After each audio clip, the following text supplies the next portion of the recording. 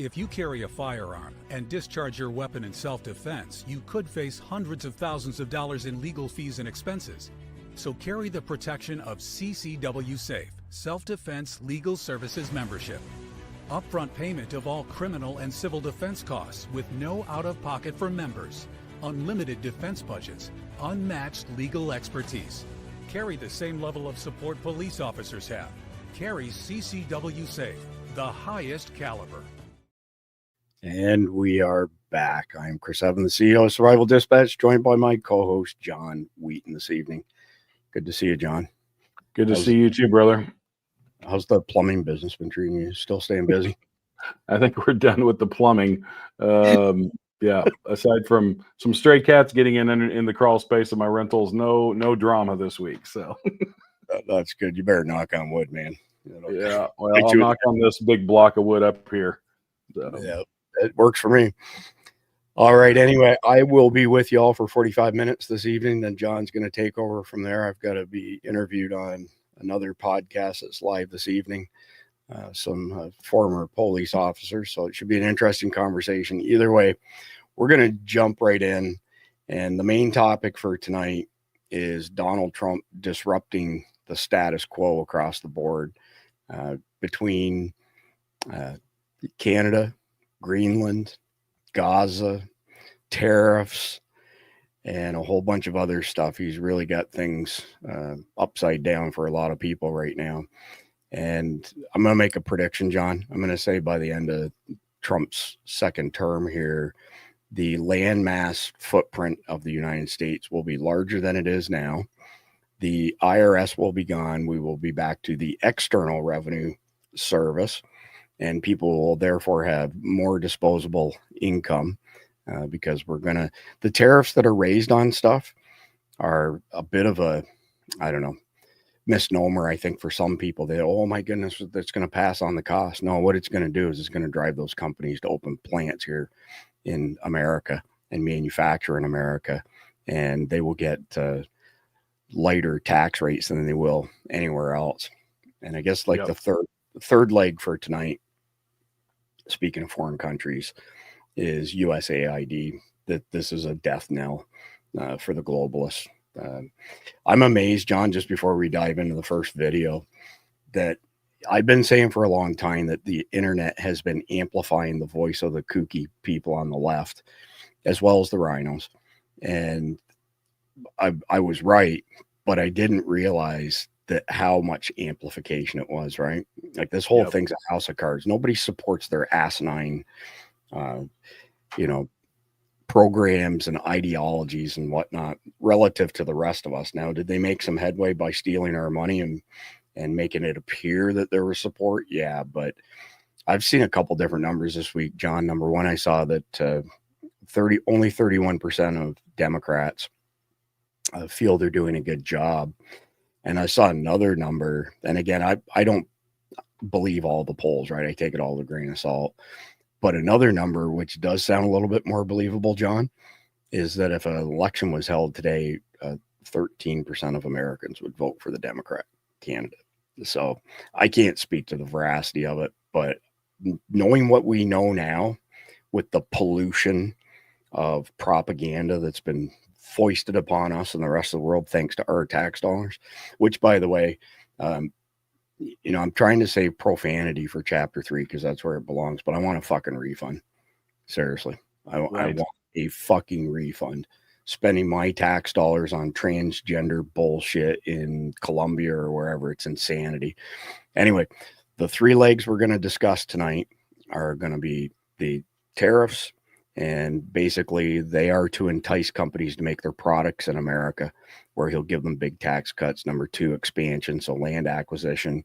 And number 3, USAID, which that money has been used against us, which is the most offensive part of it all, right? This is not just saying, well, I don't want to do this foreign support. It's taking our money and then turning it against our country. It's America last, and we're paying for it, have been paying for it, but that's fixed and end, right? All right, let's bring up the first video tonight. It's a short one. This one is President Trump speaking for 35 seconds. It's a couple weeks old, but the message is consistent. My message to every business in the world is very simple. Come make your product in America, and we will give you among the lowest taxes of any nation on earth. We're bringing them down very substantially, even from the original Trump tax cuts. But if you don't make your product in America, which is your prerogative, then very simply, you will have to pay a tariff, differing amounts, but a tariff which will direct hundreds of billions of dollars and even trillions of dollars into our treasury to strengthen our economy and pay down debt. So thoughts on that strategy? He's thinking 10 steps ahead of everybody else, right? Like they can't, they cut their nose off to spite their own face. This is like, oh my God, it's going to crash our economy, make prices go up. And I mean, he's playing checkers right now. He's not even into 5D chess yet. But go ahead and speak to his tariff strategy. Well, and it's twofold, because if tariffs, I first of all wasn't as big of a believer in tariffs until because most of these quote unquote economic experts that come out is like, oh, tariffs is not the way that it's supposed to work and all that stuff. And that's because we are so far removed from the way this country was founded that we've gotten a government that has to be funded by tax dollars because it's so big and bloated. And that's what the whole purpose of shrinking the government is because you can shrink it down to where we can fund the government via tariffs and corporate taxes. And that's really the ultimate goal. But first you have to shrink, and then you have to entice all these companies. Remember in 2017, within weeks of that Trump tax cut, which cut the corporate tax rate to, was it 23%? I think it is. Or it was 24? 21, I believe. Or 21. Okay. And it was somewhere close to like 30 or 35. So it was a significant cut to that. What happened within 2 weeks? Apple said, we're building a new facility in the United States. Multiple car companies said, we're going to invest in plants and new ventures in the United States. So it does work. And what he's talking about now is, I think the lowest corporate income tax worldwide is Ireland at 14%, if I'm remembering correctly. I know it's Ireland, but I don't remember if it's 13 or 14%. He's talking about. He's been floating at 15%. Which would put us been floating. Yeah, that would put us in line with that around 14%. What makes us different than Ireland is we would entice more because of our economic size. Ireland's a small country; they don't have that basically economic bat to swing. So, yeah, this is going to work if. And here's the if for me is if the stupid, absolute head up their butt Republicans on the fringes, and I say on the fringes because they used to be the main part of the party, and they have slowly been weeded out, but you still have some holdovers that are rhinos that don't want to get on board with this. And if they don't play ball, he's going to destroy them. If they do, then we're going to rewrite the way that this country works. And it's going to go back to what it was prior to the passing of the 16th Amendment. The 16th and 17th Amendments are two of the most unconstitutional and destructive ways in the way that our government is supposed to work in the history of this country, in my opinion. They're not going to get on board. I mean, they're playing for the same team that the Democrats are, and they're raping the country in the same manner. Lindsey Graham would be a great example. It's just revealed this week that there's an NGO that has been receiving well over $100 million a year. Mm-hmm. And it's flowing back to him the way it's flowing back to Schumer, Pelosi, and all the rest of them. So I don't believe that those rhinos are going to be reformed. I believe that some of them are going to be charged and kicked out of Congress, whether or not they're imprisoned. And I also believe in the midterms, we're going to primary a bunch of them before the midterms. And yeah, go ahead. Well, we're going to go strong into the second half of Trump second tenure because he's making such positive changes and gains for America that even the brain dead people are going to have to come to grips with that. Then on top of that, if you normalize the numbers from just after the Civil War through to Woodrow Wilson, which is the beginning of the NWO, we were richer than at any other point in our history. Okay. Yep. And so he's not reinventing the wheel. He's going back to a system that works. And part of that is what you touched on. We have the largest, most robust economy in the world, and we haven't been taking advantage of that. And we're going to take advantage of it. We're going to leverage it. And if you want access to the American market, then you're either going to start manufacturing products here, you're going to pay tariffs. And either way, when you have tariffs and no income tax, which is what we had, income tax was brought about by Woodrow Wilson to fund the First World War. And it was supposed to be temporary, and then it was going to go away. And obviously that didn't happen. But up until now, I think we'd be pretty safe in saying no government ever lowers taxes, but that's fixing to happen in a major way, major restructuring. And he's got the right formula. And again, he's not reinventing the wheel like they want to say. So let me move on to the next one here. Trump is visibly impressed after Japan Prime Minister Shigeru Ishiba shut down a reporter who tried baiting him over tariffs. Legacy media is done. Nobody believes a word these clowns say anymore. Everybody knows that it's propaganda, especially with the USAID stuff, where all of these, actors have been getting money to attack Trump, attack America first, attack anything that's not consistent with the globalist narrative. This is a great answer. And by the way, this was right after he committed to investing $1 trillion.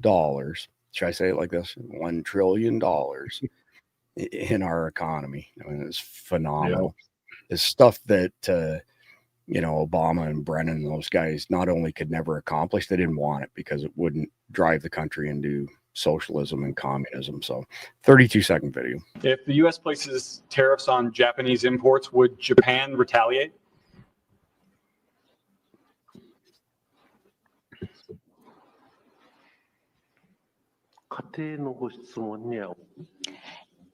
I am unable to respond to a theoretical question. That's the official answer that we have.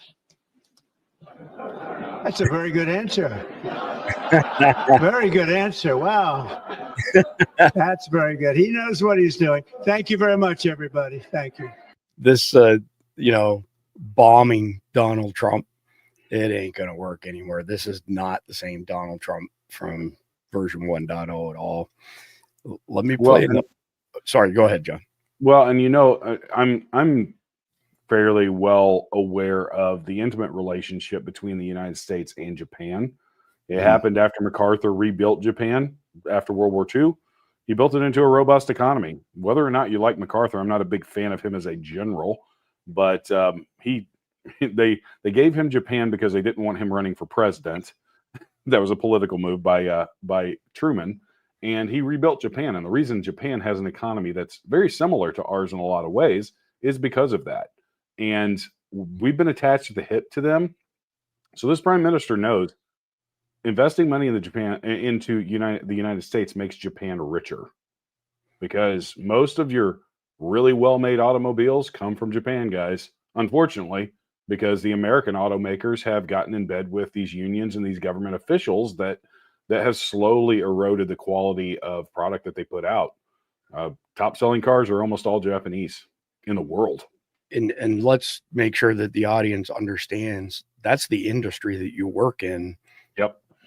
For and with Japanese companies. Nobody has a better purview of that than you do. Yep. I'm about 10 years older than you are. And so when I grew up, everything from Japan was referred to as Jap scrap. It was all the perception, and perception's reality. It doesn't matter if somebody's perception is wrong. It doesn't matter. Perception's reality. So the perception is that everything that came from Japan was junk until the Sony Walkman.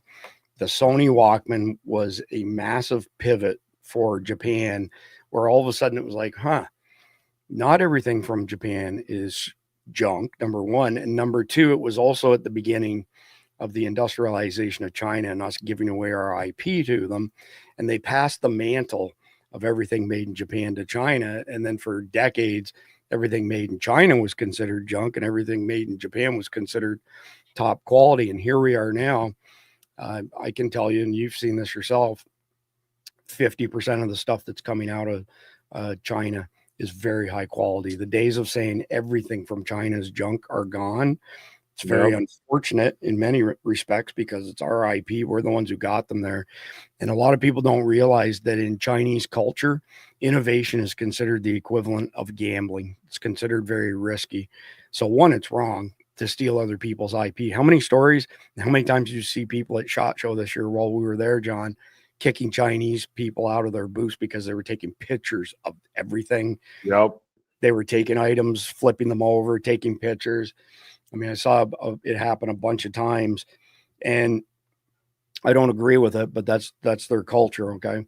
And, you know, we do have good relationships with some Chinese companies like AceBeam. Their products are they're the best flashlights on the market, bar none. I don't give a shit what anybody says.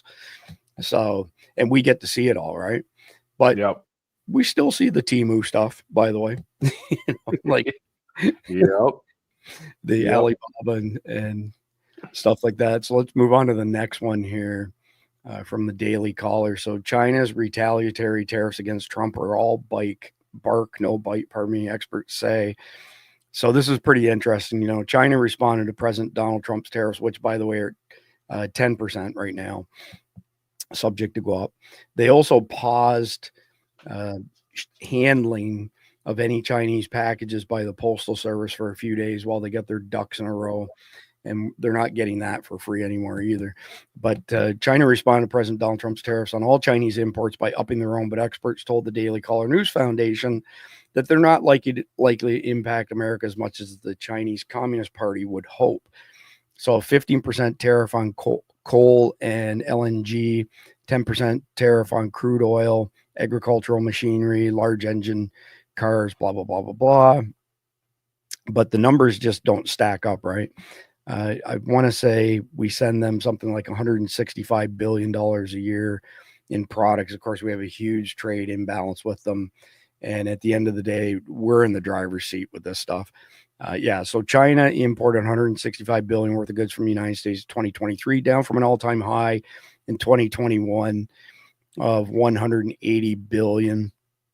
And out of that, only 22.44 billion were mineral fuels, oils, distillation products, that sort of stuff. So we're talking that China is like 2.3% of our total natural gas exports. And that's with Biden, Obama, Brennan shutting down that industry to a significant extent, right? So that 2.3%, just by virtue of the increase that we're fixing to, you know, drill, baby, drill, I wouldn't be surprised if that 2.3 drops like 1%. It's not going to be very much at all. So at the end of the day, this comment says it all. Overall, if there is to be a trade war, the United States has a lot more options and weapons than does China. And that is the absolute truth. You want to take a swing at that one, John? Well, I've actually said this for several years now. Everybody is afraid of China. And I think really the reason politicians are afraid of China, it's not because they don't think we could win economically or even kinetically against them. I think it's that they're afraid that their gravy train is going to run out. I think that's why they instill all of this fear of China, because let's not kid ourselves. A lot of these politicians are getting backdoor money from China, just like Joe Biden was. 100%. China is a paper tiger. It always has been. They steal, as we were just talking about, they steal everyone else's IP and they make it. And it takes them a while to get to where they make quality products. Like we could use the optics world as an example of that. 5-10 years ago, all the optics coming out of China was garbage. It was the stuff you would buy for $50 at Walmart. After putting it on your gun, it would not hold zero. It would fall apart after a while. Just garbage. The stuff that's coming out now, they've refined a lot of that manufacturing process, and the stuff that's coming out of there now, it's cheaper than what we sell here, and it's relatively as good. So how did that Discovery Optics scope work for you? $400, right, for this scope, and it came with everything, right? It even comes with a leveler to level this. It comes with every possible accoutrement you could imagine for an optic. I find the control knobs are kind of goofy big on it, but at the end of the day, how did it function? Because Denny and I put it on a bunch of 30 cal stuff at 308, etc., and it held zero perfectly. No problems at all. Yep. And I've done, some drop tests and stuff with it. I'm still in the middle of testing it. I've got it on my 308 rifle right now. And honestly, I haven't had any issues with it. No issues, no failures, any of that kind of stuff. So yeah, that world. Now in other worlds, yeah, you still have Temu stuff. You still have stuff that's subpar. But if given a long enough time, they do end up developing this stuff into higher quality stuff. And it's sad that we've given away that IP to them and allowed them to just steal it, because we should still be making the top level stuff here and not outsourcing it to a country that quite honestly hates our guts. And if they could, they would have already taken us out. Do you recall Swamp Fox? The vendor had the blue reticles. Yep. Stigmatism. Oh, I've got to get a hold of one of those for sure. By the way, that's one of the coolest for all the audience. They have a red dot LPVO with a red dot, or well, it's not a red dot, it's a blue dot. Yep. That's mind blowing. I never thought that I would love a blue dot, but every single one of us looked at it and was like, holy crap, this makes so much sense. Yeah, crystal clear and easy to acquire, right? So like red reticles, if you have astigmatism, which everybody past 40 years old has one to a varying degree, it blooms. And I love my EOTechs from a durability standpoint. I hate my EOTechs because they shut off after 8 hours. I like to leave my optics on 24/7, 365. I mean, the Holosuns, I have 55,000 hours on the battery. You can leave them on all the time. Well, I start my drop test with it tomorrow, by the way, the Swamp Fox. So I got it put on a Unit Solutions rifle today. And so I sent the one with the amber reticle to Mike Sterling, and he was all upset because he wanted the one with the blue. But if anybody's got ocular issues, it's me, right? And he lives right down the road from him. He's going to swing by there. They'll give him whatever he wants. But same thing. They sent a mount with it and everything you can imagine. So this is a Unit Solutions training rifle, and that's their LPVO with the blue reticle. And so when I train, as you know, when I get to a station where I'm doing exercise, I just drop my rifles. It doesn't matter if it's a training rifle. It doesn't matter if I'm doing live fire, because if I can't drop a rifle without damaging it and losing zero, then I'm not going to trust my life to it, my family's safety to it. So I'll tell you what, the glass in this thing is just as clear as any $2,000 Trigicon LPVO that I've got, and I've got a bunch of them. And don't quote me on this, but I want to say when I looked this up, it was like $443 for this LPVO. So we're not talking, we're talking less than a quarter of what it costs for a decent Trigicon. Yep. So I'll begin reporting in on that tomorrow, because I'll be switching away from my usual SBR with an EOTech on it to this guy. Yeah, and Rick Kennison, I totally get it. We're not saying all things from China are high level, high quality in the optics world, but there's still the Temu stuff. That's as you pointed out here in your comment, for sure. You have to still be choosy about it, but there's a lot more companies that are making high level optics in this world from China. It's not just that. Like if you go on Temu or whoever, and I despise ACOGs, by the way, they have virtually no eye relief. You can't acquire your sight picture fast enough because of that lack of eye relief. I've had a bunch of them over the years. I love my Trigicon Credos and other LPVOs. I despise the ACOGs just because of the lack of eye relief. But the same thing applies, right? You pay them peanuts to send you monkeys. So I told you I bought a $20 drone that they sent me a coupon for. It was $12. I charged it. I took it out on the patio. I turned the power on the drone. I turned the power on the controller. It had a separate controller, by the way, that did not require you to use a phone with it. And it didn't give me a chance to calibrate it. It promptly came about 3.5 feet off the ground and flew straight into the wall of my house and shattered into a million pieces. From now on, if you get stuff like that, you've got to have the camera rolling when you unbox it. I never anticipated that, and I was pissed off of myself that I didn't have that. But here's my point. If you buy a drone for $300-400 off of Temu, it'll be just as good as a $400 or $500 drone off of Amazon. So we don't live in a black and white world with this stuff. There's many shades of gray in between. We're absolutely not saying everything from China is good, but my buddy Perry from ALP Generators has been having his generators built. There's propane generators for 30 years. They're extremely high quality. Energy Tech, INERGY, they build all the power stations now for our military. I have a tactical flex behind me. I have a regular flex over there. They are super high quality. And here's something that some people aren't aware of.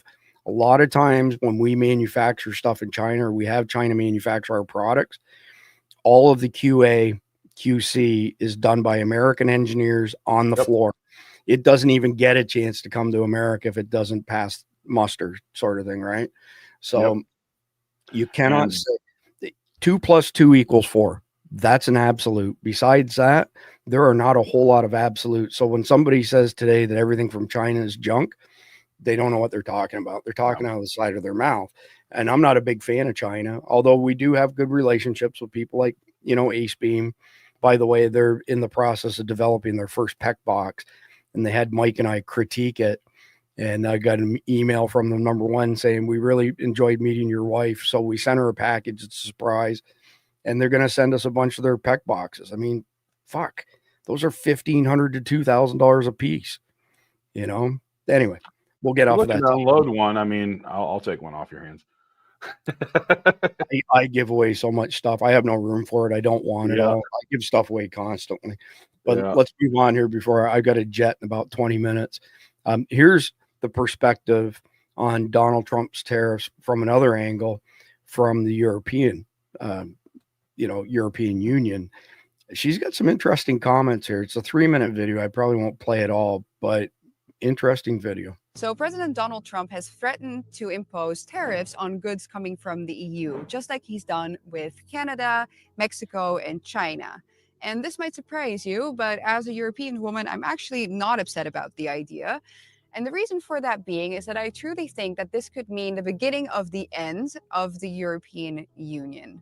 Because the European Union as a concept was built on 2 principles, which I think are both lies, but it's just a matter of fact. One of them, of course, being that we need the European Union in order to safeguard peace in Europe. And the other one, this is the one that's important in this story, is that we need the European Union for our respective national economies, because without the trade union that the EU is, we would never economically survive.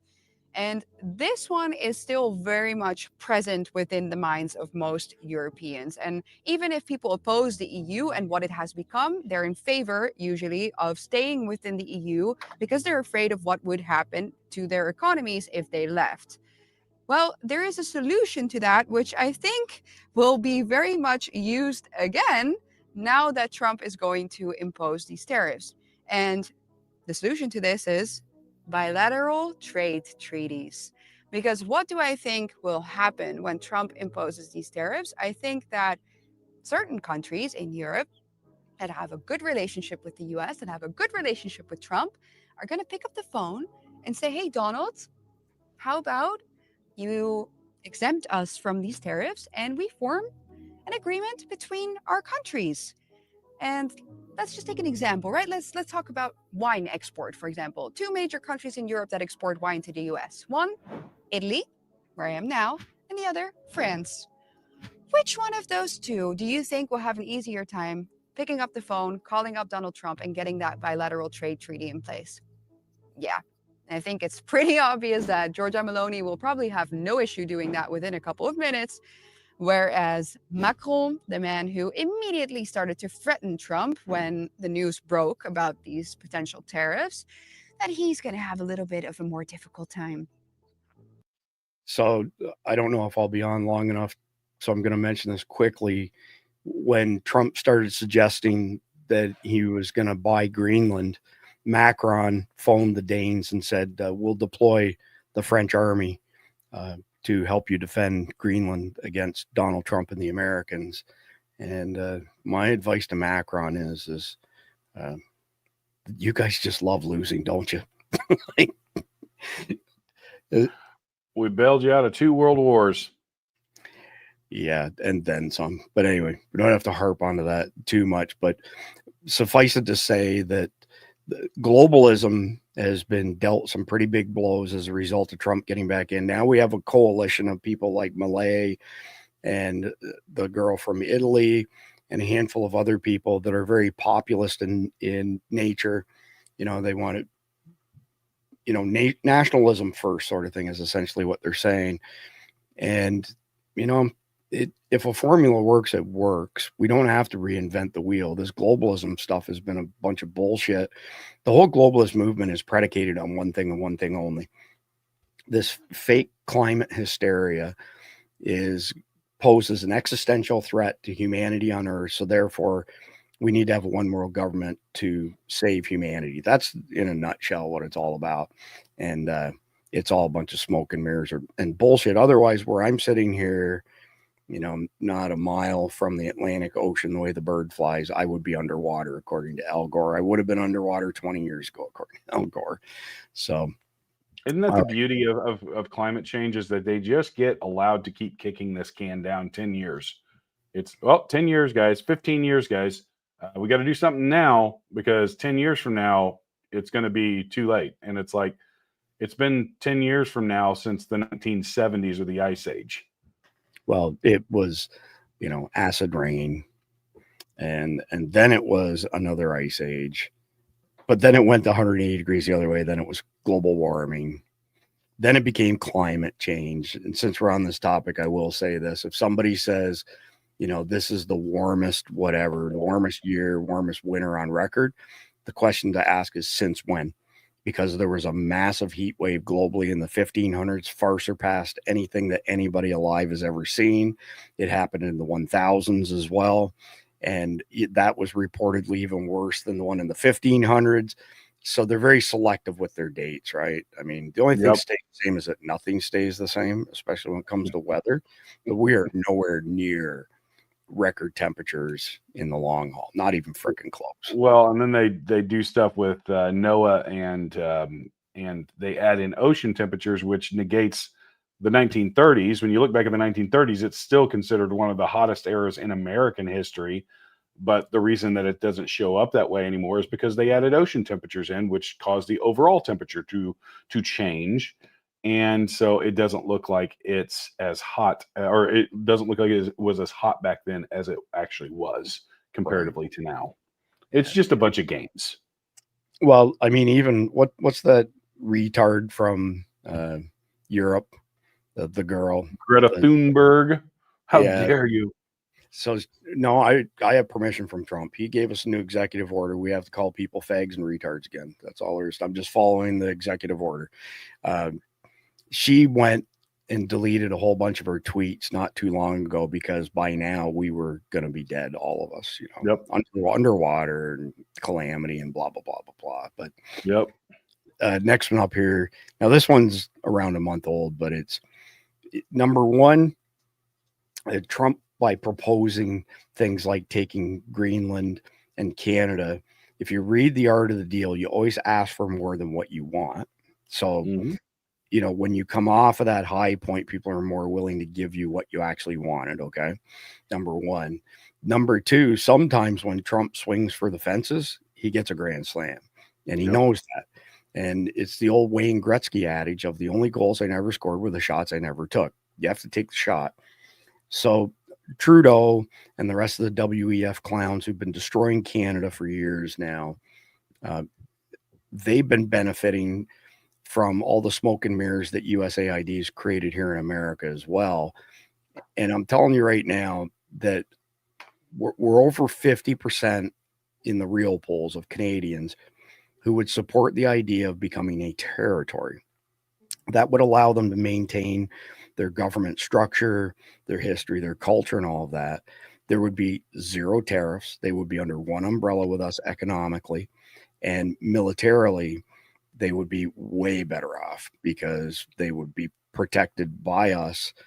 And right now you could argue that we protect them as well, but there are limits to everything, right? So if they could keep their own culture and their own government, there's no good reason not to go down that path instead of have their country. They've imported so many people from third world countries.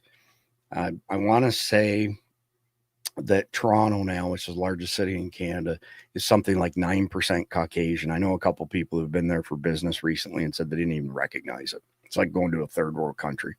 Much like John Rocker said in the 1990s of going to New York, and he was like the first big person who got canceled, right? Yep. But let's have a quick listen to this one here. Again, it's a month old or so, but the strategy has not changed. The leader of the Conservative Party in Canada said, under no circumstance will it ever be the 51st state. Maybe he won't win, but maybe he will. I don't point to it suggested. Listen, I don't care what he says. Sir Lopez, you're considering military force to acquire Panama and Greenland. Are you also considering military force to annex and acquire Canada? No, economic force. Because Canada and the United States, that would really be something. You get rid of that artificially drawn line, and you take a look at what that looks like. And it would also be much better for national security. Don't forget, we basically protect Canada. But here's the problem with Canada. So many friends up there. I love the Canadian people. They're great. But we're spending hundreds of billions a year to protect it. We're spending hundreds of billions a year to take care of Canada. We lose in trade deficits. We're losing massive. We don't need their cars. You know, they make 20% of our cars. We don't need that. I'd rather make them in Detroit. We don't need the cars. We don't need their lumber. We have massive fields of lumber. We don't need their lumber. We have to unrestrict them because stupid people put, restrictions on, but I can do that with an executive order. We don't need anything they have. We don't need their dairy products. We have more than they have.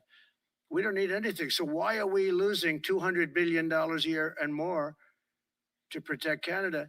And I said that to, as I called him, Governor Trudeau. I said, listen, what would happen if we didn't subsidize you? If we didn't, because we give them a lot of money. We help them. As an example, we're buying icebreakers, and Canada wants to join us in the buying of icebreakers. I said, we don't really want to have a partner in the buying of icebreakers. We don't need a partner. But no right. No. So, number one, John, do you think that Asian lady is a big Trump fan or not? Probably not. Based off the look on her face, I don't think so. Yeah, if looks could kill. So at the end of the day, and we have some Canadian followers and we love our Canadian cousins, despise the Canadian government. I don't think, very many people in America, want to take over Canada and shit on it. It's that if Canada were to become an American territory, a lot of good stuff would come out of it for the Canadian people, for American people as well. Yeah, it's absolutely true. We've got an opportunity really to establish North America as an absolute powerhouse. And I mean, I'm saying that even including Mexico, because in the long run, Mexico has some things that they could offer us, but we've got to get the cartels out of their government. We've got to get all of that garbage out of their government, because overall, here's what I will say. Mexican people are hardworking people. They come here, and when they come here legally, they're some of the hardest working people. They're some of the best people we have, because you know what? They're all about family. They're all about their faith. They're really are like more aligned with conservatives than they are with liberals because of their work ethic and their orientation towards family and building a better life. And honestly, I always thought that it was a clerical error for the left to think that importing a bunch of people from Mexico would somehow shift to the electorate, because over time they're going to realize that they would align with us more than they do the left. Yeah, somebody says this is weeks old news. They're clearly not paying attention to the overall picture here. We're laying the groundwork for 3 major initiatives that Trump has got underway that started months ago and are only ramping up today. So if you don't like our content, oh well. I mean, we're a month in, guys. We're basically a month in. Not even a month, 3 weeks. We're 3 weeks into this. The speed with which we are moving is unlike anything I've ever seen of a president, especially a second-term president. Yeah. So listen to this one. This one was earlier today, and these are border mayors in Canada, and it's kind of comical. They all seem to think that they have some magical superpower against Donald Trump. They ain't got the memo that you're not going to beat Donald Trump. I don't give a shit what you say. The losers have got to come to grips with that at some point in time. And I think some people in the press are actually starting to accept it, that he's like the Teflon Don. They're not going to pull one over on him. 1 minute, 1 second. The clock counting down on U.S. President Donald Trump's 30-day tariff pause. Now, as this back and forth continues, mayors from border cities have formed an alliance to bring the municipal response to the discussion. It is really basically economic terrorism against Canada. And there's side issues that pop up, and that distracts all of us. But the real issue is to destabilize Canada. So then this initiative that Trump has boasted about so many times to make us the 51st state can move forward. And that's what we're fighting. The border city mayors, we're all different politics, all different views on the U.S., but we're come together for one cause, which is to keep Canada strong and keep Canada together. This cat and mouse game is going to continue for 4 years. We're aware of that. The good news is that more and more mayors have joined this effort, the big city mayors, the Association of Municipalities of Ontario, all these other mayors groups. Before, we were very lonely voices out there for the last 6 weeks with our knowledge of what's going on in the U.S., saying you should be very concerned about this. Is that dude in like his pajamas? Looks like. He looks like he just woke up, or he was on an all-night bender, nervous about Trump coming into his house, like smoking cigarettes and drinking cups of coffee like the old Bugs Bunny freaking cartoons. But like, really, that's the guy that's going to take on Donald Trump. Yes, that's laughable. That's what I'm saying. That's what I'm saying. So I want to make sure that we get this on the board before I have to split and do this other podcast. So DC Drain, a very intelligent attorney, other side of our state here in Tampa. Why is Trump going so hard over Canada? Because they've been heavily infiltrated by the CCP, and that is an understatement. Even years ago when I was traveling for Sun, everybody referred to Vancouver as Hongcouver. Very few Caucasians there, almost all Asians. Not that I'm not saying Asians are bad people at all. I'm just saying they took over Hongcouver. Trudeau has openly praised China for their communism, allowed CCP troops into Canada. They have a bunch of these Chinese police departments in Canada. And, the same thing we discovered was going on in New York, and we shut it down pretty quickly. But they didn't shut it down in Toronto and the rest of Canada, not to my knowledge, at least. I think I saw something that said they closed down of their own accord, kind of waited for the dust to settle, and then started resuming their activities of policing Chinese nationals in Canada. But Canada is a jumping off point for a whole bunch of our enemies. And so we're friends with, many Chinese people, but we're enemies with the Chinese Communist Party, to be quite frank. And when they send people into Canada, then to hear it's the fentanyl thing as well, right? Fentanyl. I had somebody argue with me last week from Canada, John, that said, oh, there's only been 43 pounds, that's made it from Canada into the U.S. I said, number one, that's 10 million doses if it was manufactured in a rudimentary manner. 10 million fatal doses, okay? Number two, the labs in Canada, there's two ways of making fentanyl, are far more sophisticated, far stronger. It's not 10 million lethal doses. It's double that because of the potency, the efficacy of the drug, right? Then the next part you have is the Biden admin underreported crime in every way you can possibly imagine. So unless you go to CBP and ask them what's happened at the northern border, you get skewed numbers. The agents themselves, the border union guys, will tell you that in order of magnitude more in the past 4 years than ever before, as far as illegals, terrorists, and drugs coming across the border. So when Trump says this is national security, it is absolutely national security, just like Greenland is.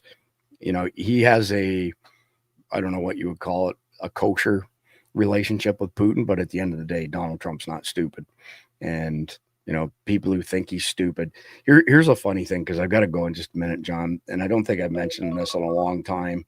And that is when Trump was running the first time, and running for the Republican nomination. The legacy media made a big deal out of saying Donald Trump's an idiot, he's stupid, he speaks at a fifth grader's level, right? So they would take the transcripts of what he was saying, and they would throw it into a test like the Flesch-Kincaid test, FLESCH dash Kincaid with a K, and it will come back. So you can take anything, right? You take a transcript, written article. There's a gazillion free Flesch-Kincaid calculators out there. It'll come back and tell you what your comprehension level has to be at for that particular text, okay? And it's a proven fact from a marketing perspective that if you write something at a fifth grader's level that doesn't tax people, they will invest the time to read it because it doesn't tax them. And this goes to the whole thing with Steve Jobs, and I despise Steve Jobs' politics, but he was a pretty brilliant guy in other ways. He had 100 black turtlenecks, 100 matching pairs of jeans, 100, set of boxers that were the same, socks, the whole 9 yards. Why? Because you have a finite ability to make X amount of decisions per day. He didn't want to waste those decision reps, for lack of a better term, on deciding what he was going to wear. He just grabbed the same thing every day, and that left him more brain power, bandwidth to make important decisions, okay? So there's all kinds of studies that show if you don't tax people mentally, they will listen to what you have to say, they will read what you've written, and if you communicate at a fifth grader's level in your marketing, you will get way better buy-in. So, I was laughing when they were doing it because this is something I've known for many years. I was taught by somebody much smarter than myself, and I do it all the time depending on who the audience is. If I have an audience of professionals, I won't necessarily drill it down to a fifth grader level across the board, but sections of it will be so that I can keep their attention. But if we're doing marketing from any type of digital perspective, has to be at a fifth grader's level and has to be peppered with power words. Neocortex brain processes all forms of communication, written, verbal, and otherwise. Zero effect on your decisions, zero effect on your emotions. There's two parts to the limbic brain, the core of the limbic brain, center of your brain. It's where all your feelings and decisions are made. So when somebody says something like, hey, John, why did you do whatever? And you say, it just felt like the right thing to do. That's the limbic brain on display. Okay. All of our decisions are made by how we feel on a particular topic. So fifth grade level for your copy, use power words. There's about 170 of them out of over 1 million words in the English language now that evoke emotion. I think I might have mentioned this to you before, right? Like if you say you're going to beat the pants off of somebody, that's not very compelling. But hey, John, I'm looking forward to seeing you next week so we can get to work on crushing whatever it is that we're doing. That's one of the 170 power words. Skyrocket, et cetera, et cetera. So you want to know what some of them are? Just scroll YouTube and see what people are using in their thumbnails. They're using those kinds of words a lot of times. The really successful people are. Emotion. Yep. Exactly. Yep. So I got to go jet and go do this interview. You have the copy. You are now in charge. I've got a cool video set up. When you end it tonight, there's a really cool video. You're going to like it at the end. Got it. All right. Well, have fun on the other side, and we will hold the fort down here for you, bro. If I'm done soon enough, who knows? I might be back for the end of this. We shall see. But otherwise, God bless America. All right. See you, brother. All right. Well, you've got me for the rest of the show, unless Chris shows up later on. So I'm going to continue on with a lot of these topics that we've been talking about with regards to what Trump is doing. And we're going to move on to the next one, which is in the realm of, let me pull this up real quick. We're still talking about Canada here. So let me throw this up there because Justin Trudeau has been levying some interesting attacks towards Trump in his rhetoric that he's been pushing. So real quick, this is 58-second video talking about him saying that Trump wants to go after the minerals that Canada has to offer. One of the things we're looking at with President Zelensky is having the security of their assets. They have assets underground, rare earth and other things, but primarily rare earth. And we want to have security. Really, we want security because, as you know, Europe is putting up much less money than us, NATO, Europe, call it whatever you want. And we're at probably 300 billion plus, and they're at probably, the real number is 100 billion. That's a lot of money, but it's 200 billion less than us, and there's an ocean in between.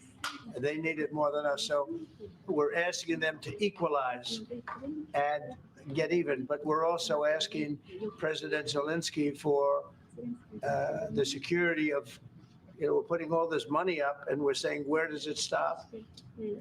And yet we want to see it out to an end. One of the things we're looking at with. So that's just kind of showing you guys what his mindset is in his negotiation with Ukraine and all of this stuff that's going on. This next one is talking about what Trudeau could actually offer in the international world to actually get rid of these tariffs. So real quick, about a minute and 15, we may not play the whole thing, but here we go. That he could agree to change your mind on the tariffs? Well, we can always, but look, what I'd like to see, Canada become our 51st state. We give them protection, military protection. We don't need them to build our cars. I'd rather see Detroit or South Carolina or any one of our Tennessee, any one of our states build the cars. They could do it very easily. We don't need them for the cars. We don't need them for lumber. We don't need them for anything. We don't need them for energy. We have more energy than they do. We don't need them for energy. So I say, why are we doing this? Why are we willing to lose between $100 billion and $200 billion a year? We don't need them. As a state, it's different. As a state, it's much different. And there are no tariffs. So I'd love to see that, but some people say that would be a long shot. Yeah, so this is kind of an interesting thought, that really we've had this trade deficit for years with Canada. And this trade deficit is somewhere in the area of between $100 and $200 billion a year, sometimes more. And that's money that we're essentially losing in this trade-off. And Trump's idea is, well, we're just going to invest that in the homeland. Why would we need to go someplace where they're not really giving us anything that we don't already have? It's not a must or an absolute and total, requirement for us to do business. However, we are still connected to them via landmass. So why would we not bring them in under our umbrella? And at first, I know probably a lot of you guys thought the same thing when Trump was first coming out with, oh, let's make it the 51st state. That's kind of probably a little bit out over his skis, or maybe this is some kind of negotiating tactic, but he keeps coming back to this. So I do think that there is at least a nugget of truth buried in there somewhere, and that he is anticipating that, if we all of a sudden are America first, Canada, we have in a sense, I wouldn't say use the word propped up, but heavily assisted our neighbors to the north and to the south, and Mexico as well, and had trade deficits with all of them. But he is basically saying, you guys should probably get on board with this, or it's just going to be harder and harder for you guys to do trade, because I think 75% of the exports in Canada come to the United States. It's 20% of their GDP. And then Mexico, it's like 40% of their GDP, and like over 80% of their exports come to the United States. So it is definitely in their best interest to play ball with us, for sure. And so this is very much a part of that. So let's move on to this next one. This is from Cat Canada. Justin Trudeau caught in a hot mic moment. Mr. Trump has it in his mind that the easiest way to do is by absorbing our country, and it is a real thing. He thinks Trump is serious. Do you think Trump is serious about annexing Canada? 11-second video real quick. So Trump has it in mind that one of the easiest ways of doing that is absorbing our country. And it is a real thing. So there you have it. It looks like Trudeau believes that this is a real thing, that this is actually something that Trump is serious about. And that, honestly, I do think that there is a level of seriousness, whether it's a state or a territory. I do think that he is very serious about this. And so we move on from there, and we're going to talk briefly about Greenland, and then we'll finish up with a couple of other small things in chapter 1 and move on to chapter 2. So let me share this real quick.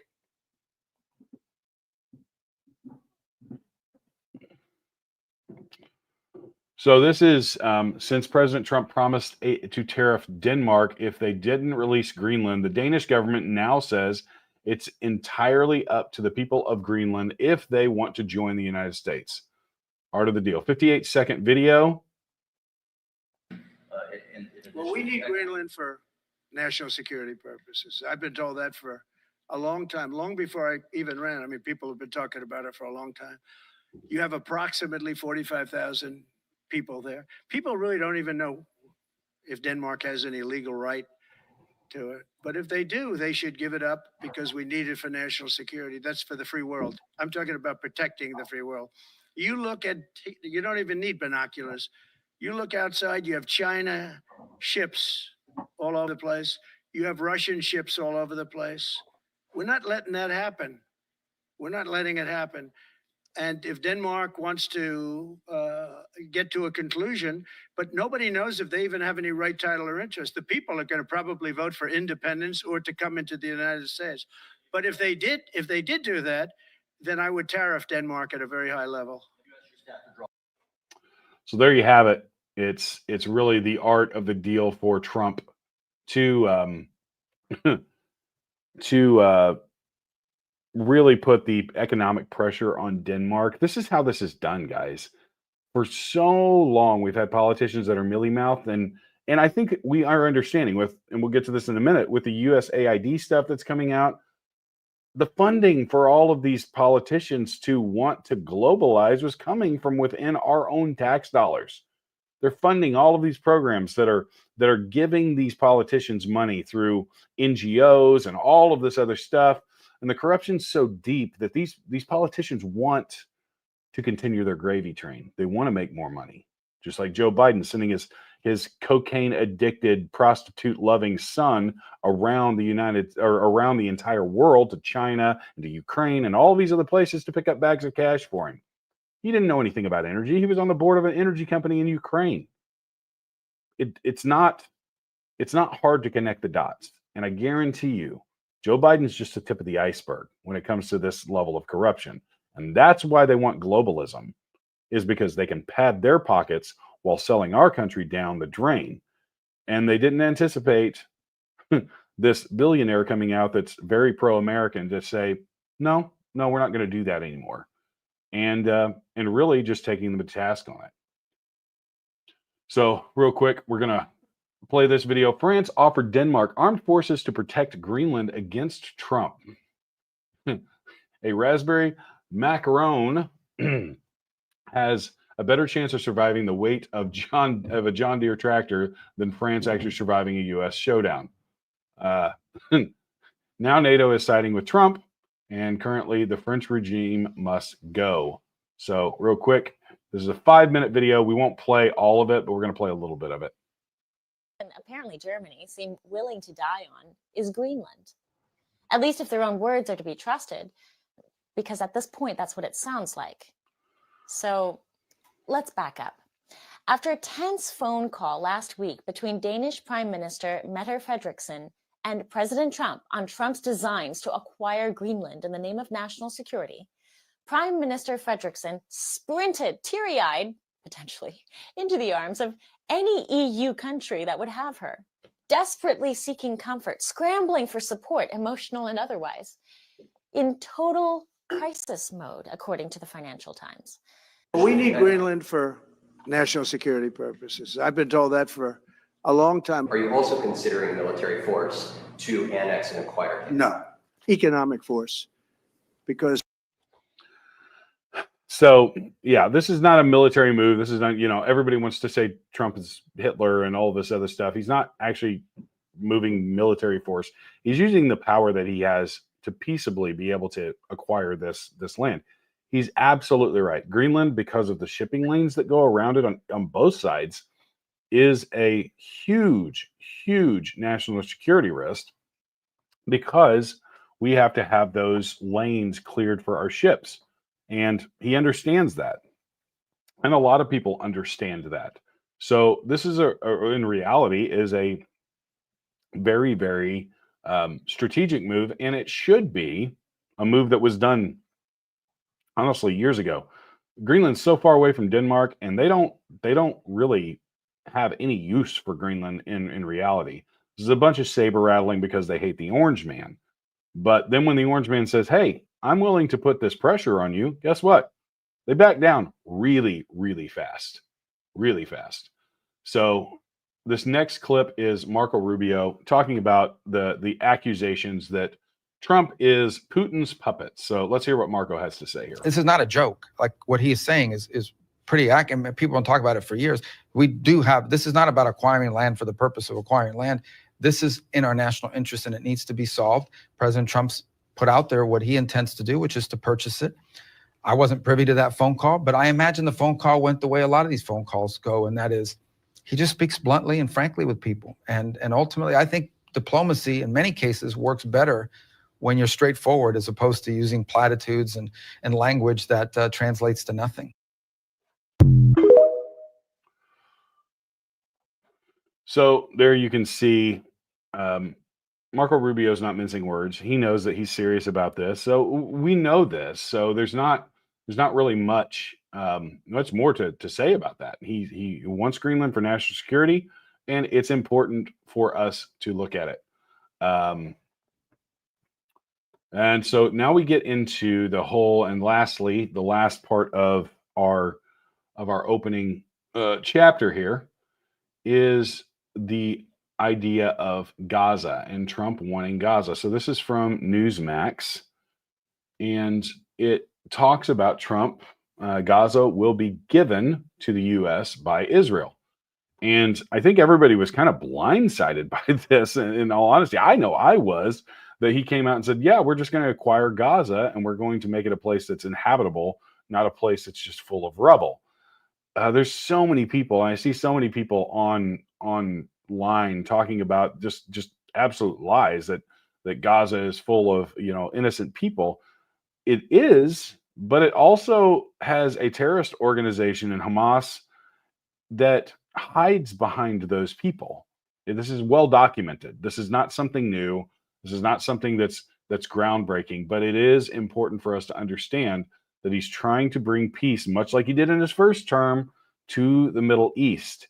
And he has a unique and very different approach from previous politicians. And agree or disagree, you have to admire the guy's, for lack of a better term, big balls. That's been a term that's been thrown around with Elon's guy that's going in with DOGE and his screen name of Big Balls. But let's see here. Lauren Lee actually posted this. This is a 1:51 video. Let's go ahead and listen to it, and then I'll give you guys my rule. Go into other countries. One, where exactly are you suggesting that they should go? And two, are you saying they should return after it's rebuilt? And if not, who do you envision living there? I envision the world, people living there, the world's people. I think you'll make that into an international, unbelievable place. I think the potential in the Gaza Strip is unbelievable. And I think the entire world, representatives from all over the world will be there, and they'll live there. Palestinians also. Palestinians will live there. Many people will live there.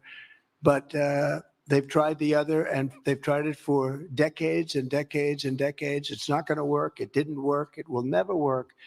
And you have to learn from history. History has You just can't let it keep repeating itself. We have an opportunity to do something that could be phenomenal. And I don't want to be cute. I don't want to be a wise guy, but the Riviera of the Middle East, this could be something that could be so bad. This could be so magnificent. Okay. And so, and I'll just be honest with you, I don't know how this is going to get done. I would say, given Trump's track record of not wanting to get entangled in foreign wars, he will have something in mind there. I honestly, at this point, I can't say I can't trust him to do the right thing. So this is kind of a funny one. Shelly G posted this: Trump resort in Gaza 2030. I thought that was really funny. Yeah, it's overall, I still don't know how it's going to happen. I do think that he is trying to bring peace to the region, and the Palestinian people, or the Palestinians in Gaza, elected Hamas, and since then they've had no election, so they don't even know what freedom is and anything like that. So it will be interesting to see how this develops and what happens. So we're going to move on to the USAID stuff that keeps coming out. I don't know about you guys. I have been blown away. I knew that corruption was happening. I honestly would not be surprised if half of our budget is going to corrupt things in the government. Half of the budget expenditures. We haven't even looked at stuff like Social Security. We haven't even looked at stuff that are large portions of our budget. Do you think they're not funneling money out of those portions of our budget too? Defense spending, all of this stuff? They 100% are. They do this stuff just to enrich themselves and pad their own pockets. And it's both sides of the aisles, guy. I have, I think, more disdain for Mitch McConnell and Lindsey Graham than I do even for Chuck Schumer and Nancy Pelosi. And there's a reason for that. The reason is they're supposed to be wearing our jersey. They're supposed to be the ones that are fighting this corruption, and they're freaking in bed with all of these corrupt people. And they're funneling this money just like the other side are. And I have no sympathy for any of those people. And Mitch McConnell has a stroke every 3 hours, it seems like. Anytime he's in front of the camera, he just seizes up and can't talk. Retire. Get out, please. And all of these geriatrics that are in our government that have been there for far too long, they need to go. They need to be gone. Retire and let Generation X come in here and clean house, please. But this is from Geiger Capital. The USAID took $500 million in taxes from Americans and sent them to an NGO called Internews Network. They worked on 4,000 plus outlets to train journalists and tackle disinformation. It's led by Jean Borgault, who makes $500K a year. The literal state propaganda network. So if you guys wonder why it was, they have this really famous clip of all of these news agencies basically saying the exact same thing in unison. Do you wonder why that happened? It's because of this stuff. It's because of the money that is being funneled out. We saw the stuff with Politico. And that they're not the only ones. They're just the ones that got caught first. And so all of these news organizations, all of these media companies are getting their funding from inside these NGOs. And it's getting funneled out to these news organizations, so they're controlled media. So why did we not get the right stories during the pandemic? Why did we not get the right stories when it came to the corruption of Joe Biden and the Hunter laptop and all of this stuff? It's because they were on bed together. They're all getting their money from it. That's also why the news media can continue to survive when they have single digit ratings in trustworthiness and literally 50,000 people tune into MSNBC on a nightly basis. There are podcasts on YouTube that get more people on that than that live.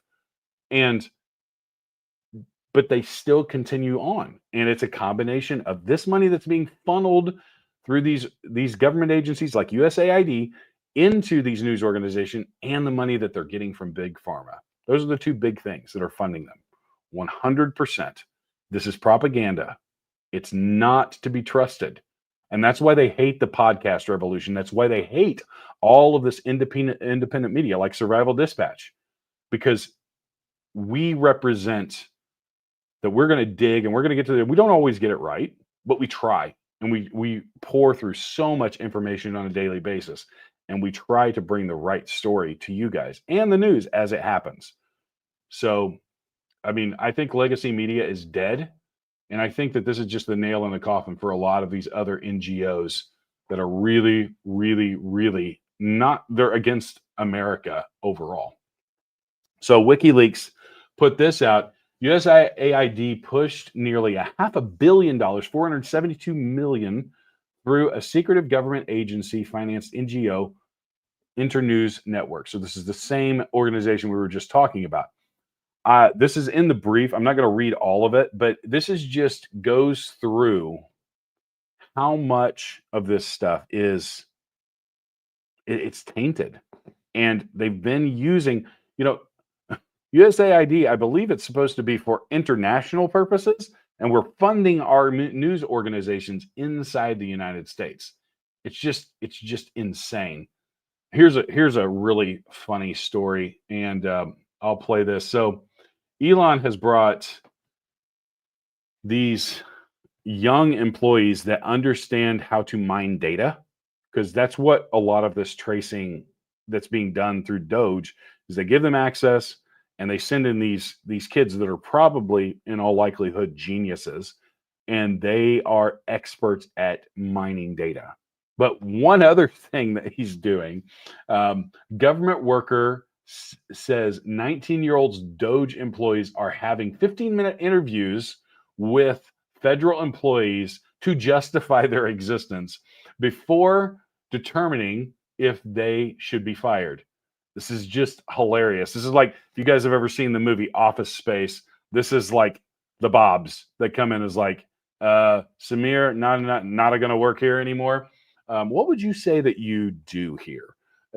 It's really funny. So let's watch a little bit of this and how they are doing this. To me, it's just hilarious, because these career politicians and government employees that haven't had to justify their existence for so long are now having college students interview them to justify their existence. Let's watch this.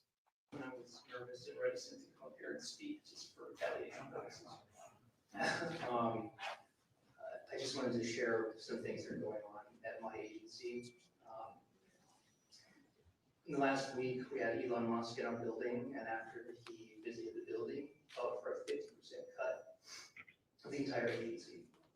My colleagues are getting 15-minute one-on-one check-ins with 19, 20, and 21-year-old college graduates asking to justify their existence. Supervisors are being told not to tell their staff anything, withhold information. And today we got word that supervisors must now fill out a justification form, and that there's going to be just a 30% rank and yank with all staff in my agency. And to top it all off, one of Musk's top lieutenants and his wife and young child have shacked up on the 6th floor of our agency and are living there.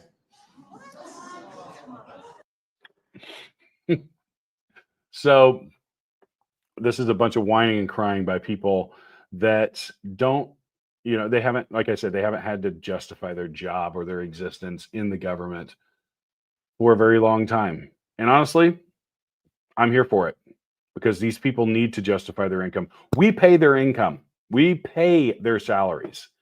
And if they are just people that are politically, they're put on a mission to drive a political narrative or persecute political opponents, no, get them out of here. We don't need them. And great. Cut every agency by 50% or more.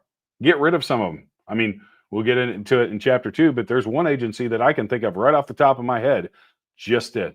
All right, you guys are done here. You can apply for other jobs, but you guys are done.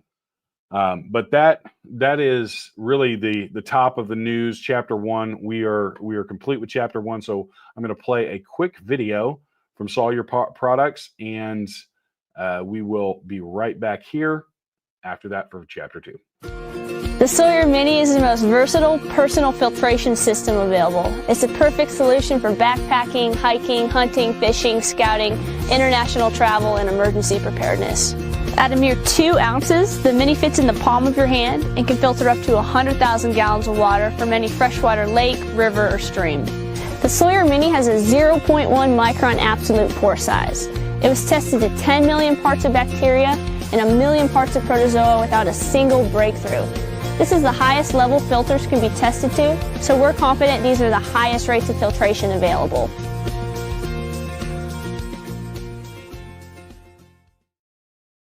And welcome back. We're here for chapter 2. And in chapter 2, we broaden the scope. Chapter 1 is very, very narrowed in scope, and it's the theme of the show. And then in chapter 2, we get in a little bit broader and more spread out news articles. And so let's get started with that. With Mr. Collion-Noir. For you that don't know him, this is a lawyer, a 2A advocate. He has a huge YouTube following, I think 3 or 4 million. Great dude, very, very knowledgeable, and he does great content addressing things within the 2A community. For those of you that are not aware, there was a federal judge in Mississippi that ruled that machine gun bans are unconstitutional based on the Bruin decision that happened in 2022, where the Supreme Court said that you have to judge all gun control laws based off of the history and tradition and what was going on at the founding of the country. This is a big move because, spoiler alert, there wasn't any gun control when the country was founded. In reality, there was no limit to something because it was a military weapon. In fact, they wanted every person to have a military weapon because at the founding, we were the military. We didn't have a standing army at the time. So this is a big deal, coupled with what happened yesterday with Trump's first Second Amendment executive order. I was a little worried, I'll be honest. As a person that really focuses on 2A, I was just waiting for this to come out, and the executive order was huge. But let's talk about this real quick. Justice Bryce Brown was charged with, or Justin Bryce Brown, sorry, I misread that, was charged with owning a machine gun under 18 U.S.C. 922, the law that bans the possession of machine guns made after 1986. There's one thing that I would say I get frustrated with Ronald Reagan, is that he was not a big 2A advocate of a president. He allowed a lot of things to go through to appease the Democratic Congress at the time, along with the least of which was not the 1986 ban on assault weapons, or machine guns, not assault weapons. That's not a real term, by the way. But the whole idea behind the Bruin decision and Heller, which happened several years before that, was that you had to prove that a weapon that you wanted to ban was both dangerous and unusual. Well, in reality, there's 740,000 machine guns in private ownership that they know about. In reality, there's probably well over 1 million that are in private ownership, if not more than that. But what they can actually classify, what the Hollis and Lynch in 2016 argued was that there was only 175,000. So that's kind of in the gray area. That's not a real common thing. It's dangerous and unusual.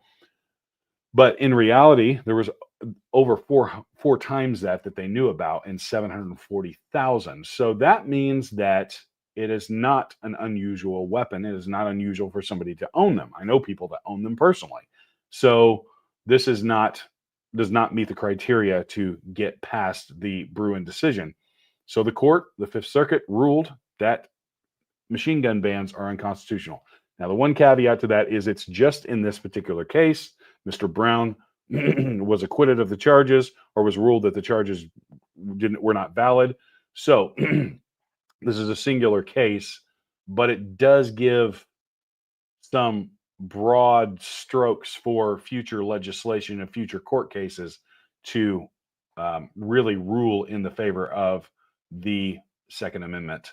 So that's actually a really big deal. And I'll just spend a couple of minutes on a couple of key points from the Trump executive order yesterday. First off, he's undoing everything that Biden did that was anti-gun in his administration, and he did a lot. It didn't make a lot of news headlines, but he did a lot to hamper the Second Amendment. And he used organizations, government agencies like the ATF to install rules unconstitutionally to restrict our access to guns. The other thing is that in that executive order, he says that the Attorney General must go in and look at all of the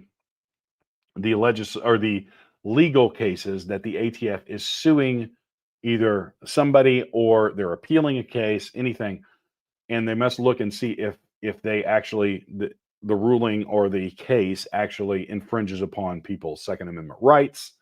That's the biggest part of this executive order, because there's literally hundreds of cases the ATF is involved in currently that in reality they should just back out of. And that's a big, big deal. I am hopeful that this is actually going to really make some big waves, because they're supposed to happen within the next 30 days. So it's really laying the groundwork for the courts to come in and rule on assault weapons and rule on all of this stuff. And I've been rather frustrated with them, but I think the winds of politics have changed, and this is really, really setting up something really big for us gun lovers out there. Moving on, this is a great video of this dude expressing gratitude to all of the things that President Trump has done. Minute 4. Here we go. I just want to tell all my brothers, hey man, first of all, I just want to say, man, thank you, Trump. Because guess what? I went to a construction site today, y'all. Remember, I didn't have no job. I was doing Uber. Couldn't find a job nowhere. I went to a construction site. They was already working. Got hired on the spot. Thank you, Mr. Trump. Thank you so much, man. Thank you, Mr. Trump. If it wasn't for the move that you did make for the immigrants, and I'm not talking about the good people, I wouldn't have a job right now. Mr. President, I've been working all day, Mr. President. I just got off, Mr. President. I got a job for Monday, Mr. President. Thank you so much. Thank you so much. Guys, let me tell you, man, I walked in today on a construction site, hired me on the spot. I started work today, just got off, y'all. Mr. Trump, thank you so much. I think a lot of people feel that gratitude as well. So that's just awesome to hear that people are getting jobs again, and we're pushing the illegals out because they've taken a lot of our jobs. So this is a great thing. Real quick, Missouri launches a DOGE portal. Users asked to report government inefficiencies. This is the way, guys. This is the way. We should be in control. We should be reporting this stuff. The government should not be able to hide any of the money that they spend at all. It should be completely transparent.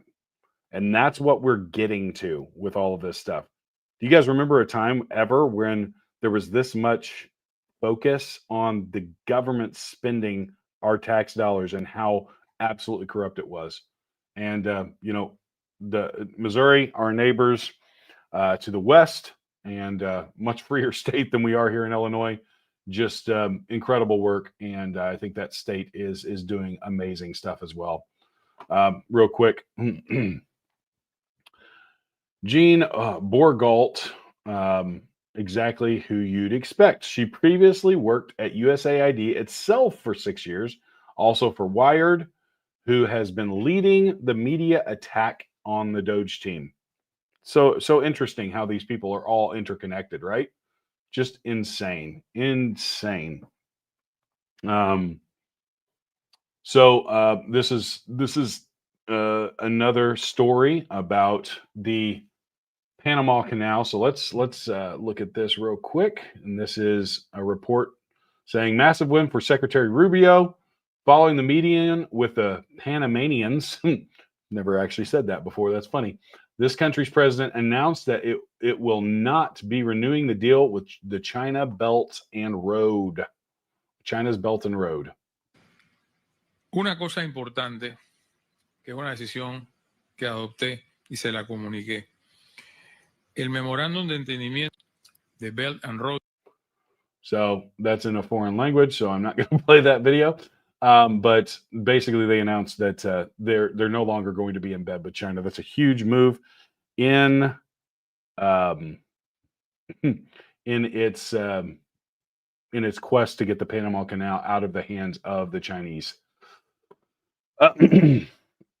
Real quick, let's move on. General Michael Flynn, the United States Attorney General, should immediately initiate an investigation into the theft of the American taxpayer dollars by Congress. Absolutely sick of this theft by politicians who continue to abuse their positions.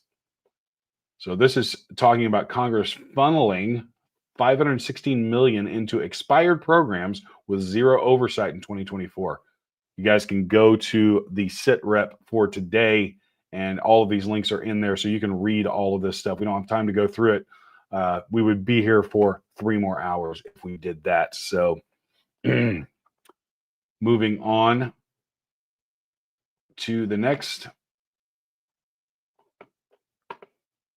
story, and this is a quick minute video, and then we'll get some response. Fuck you! Why? Again? Fuck you! Fuck you twice, actually. Fuck you! I don't consent. I don't give a fuck, you dumb bitch. Fuck you! You support a fucking racist pedophile. That's what the fuck you support. You're inhumane. You're inhumane. I don't know about you, but I don't want people with those personalities. If they're here illegally, please get out. Like how these people are emboldened to talk to us that way when they're in this country illegally. And even if they're not, if they're just there protesting because some leftist organization paid them money to do it, you guys just get out. I don't have any remorse for any of these people. And next week, if they are in here illegal, they'll be crying that they got deported because Tom Homan came and knocked at their door. But I'm here for it, guys. Just please get all of these people out. And you know what? If you hate this country and you are a citizen, you can leave too. I'm cool with that. There's the door. Don't hit it. Let it hit you on the butt on the way out. I'm just really kind of fed up with all of this stuff. So real quick, 19-second video of Mr. Trump showing his leadership here. We're catching them left and right. We're catching them. We're catching them to a point where they don't know what the heck is going on. They can't believe they're getting caught. And I have great respect for the people that are doing it. Elon Musk is helping us on it. And he's pretty good. He's pretty good. Yep. And I'll point out one thing. We may have talked about this earlier, but Trump is moving at such a breakneck speed that it's like he's keeping the media and the Democrats on their heels. They can't actually adjust. In his first term, he was a little bit more methodical in his movement, and it was more about getting the big wins and waiting to get the big wins. And now it's just like, we're going to get a win a day, guys. I don't care if it's a big one or a small one. We're just going to go. He's moving with a sense of purpose, and I love it. I think it's incredible. We should always move with this sense of purpose, because that's what the Democrats do, in all honesty. They move and move and move. This is the first time in my life, really, that I can think of a Republican president moving with this sense of purpose, undoing all of this unconstitutional crap we've been living in, undoing all of the oligarchs and all of the NGO and all of the government waste and abuse, and moving at such a speed that the enemy cannot keep up.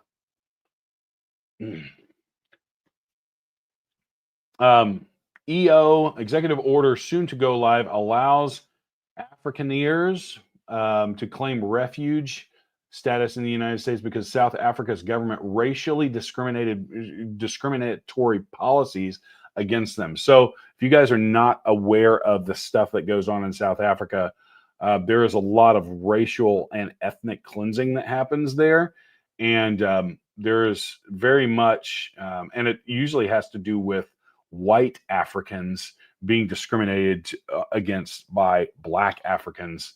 And it's really actually awful. And it's been going on there for years. So it looks like Trump is allowing them asylum. And I know we talk about deporting illegals. In the case of stuff like this, I have less of an issue with it because we're literally saving lives of people that I know actually some South Africans personally, and they're good people. So that is one that I don't really have an issue with when it comes to bringing people in, because they tend to align with our American values in a lot more ways than you would think. So moving on, next story. David Sachs says that the DOGE team are so motivated that they're working around the clock late into Friday night, and the White House has had to develop new security protocols to accommodate them because they're not used to people working this late. And that's really funny. That tells you how much the government wants to work for you, because in my opinion, if you're in the government, you should be working around the clock to help the American people. And it looks like Elon and his team have been doing that, and that's really awesome. Really, really awesome. Cynical Publius. The generalized reaction of the federal government being fired from unnecessary agencies reveals the following. They thought they had lifetime jobs, no matter what. They see themselves as the government and not as our elected leaders. Hence, the assertion that Trump is committing a coup. They have an utter and complete disrespect for the fact that the money their agency spends on is our money and not their money. They have no idea who they work for. They thought they would never be held accountable, and they have zero idea until today that the uncertainty that all non-union private sector workers live with routinely. That's absolutely true. I live in an at-will state. My boss or the company I work for could decide to fire me tomorrow, and there's nothing I could do for it. So, yeah. And the article that he's responding to is traumatized USAID worker who survived DOGE bloodbath. And this is always the key to the media. It's always a bloodbath. It's always pouncing. It's always this horrible thing that's being done to them. They described the DOGE bloodbath describes horror watching everyone get fired. Their horror is our enjoyment, and it couldn't have happened to a better bunch of people. You know what? In the words of Joe Biden, learn to code. All right. Autism Capital. No, we already did. No, we didn't actually. David Sachs, who knew the U.S. government runs a $2 trillion deficit every year. We're in debt almost $40 trillion. And every time someone tries to cut something in Washington, the whole city screams bloody murder. The question is why? Now we know everyone is getting paid. And I'm going to leave it there. I'm not going to read all of that, but that's absolutely true. And some, Ukraine, Bill Kristol. If you guys remember Bill Kristol, he used to be like the bastion of conservatism. He's an absolute nut. And I have no sympathy for these people that have enriched themselves off of the hard-earned dollars of the American people. Andy, no. The leftists and open border activists are infuriated that we are trying to cancel a Little Caesars pizza takeaway in Snellville, Georgia, over a sign saying that suspicious behavior who was reported to ICE. So let's watch this video, 58 seconds. Customers at this Little Caesars in Gwinnett County tell Atlanta News First they feel threatened by this sign. In Spanish, it reads, ICE will be called if people loiter or act suspicious. Atlanta News First reporter Madeline Montgomery is live tonight outside that Little Caesars in Snellville. And Madeline, that sign was taken down tonight after you started asking some questions. That's right. Corporate says that this sign right here does not represent the values of Little Caesars. And even though this sign has been taken down, customers say they do not plan on returning to this restaurant. A pizza pickup that felt far from fun for Minerva Solano. Seeing it for the first time made me feel uncomfortable knowing that Snellville is kind of a heavily populated community of Hispanics. A sign saying no eating or loitering in the store, and in Spanish reading that plus anything suspicious will be reported to ICE. It's mostly a threat towards the minority community. So what do you guys think? Is that a threat towards the minority community if you're a legal minority in the United States? Worth asking. I don't know. I mean, I would say if you're here legally, you have nothing to worry about. But yeah, if you're here illegally, then Tom Holman's going to come knock your door down and take you back to where you came from. And I'm here for it. Joe S. Pure. So here's the real story. So this is talking about Benghazi. I'm not going to read the whole thing, but to sum it all up, the reason that those men died was because they tipped their toe into something that they didn't know what they were dipping their toe into. And if it had not been for the bravery of those CIA contractors that had their wits about them and fought back and got the message out and survived, that was the key, because they weren't supposed to. If it had not been for them, this story would have been buried, and it would have been the story that was originally trotted out. So if you guys have access to the sit rep or go on to X and find this story, read it. It's harrowing and just really, really, really, it's disgusting that we have fallen to this this level as a country, and that they were basically expendable because of what they were involved in. So real quick, before we go on to chapter 3, I would like to thank all of you guys for being on stream tonight. Really, really appreciate you guys. And let's get to the fun part of the stream. Let me pull some of these up real quick. I did not have these all prepped, so give me just a second to open these up. That's a failure of your host, guys. So give me just 1 second. Really quick in the comments, I'm just going to ask a question. What do you guys think the biggest story that's come out of the DOGE investigation is? Because there's so many, and it seems like every day there's like 5 more or 100 more, just depending on the day. It's pretty insane. So just wanted to give you guys a chance to sound off about what's going on and what you think the biggest set of corruption is. Yeah, USAID for sure. But within what USAID, what would you think, Aaron? What would be your biggest one within the USAID revelations, I guess we could call them?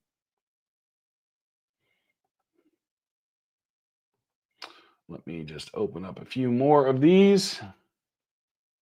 And guys, there is nothing, as an Air Force veteran and a former mechanic in the Air Force, there is nothing that I like more than some good old America footage.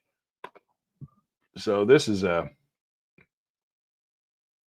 let's just watch this. Minute 4. And it's got some good music that will probably get this video demonetized on YouTube. But me and Chris don't care.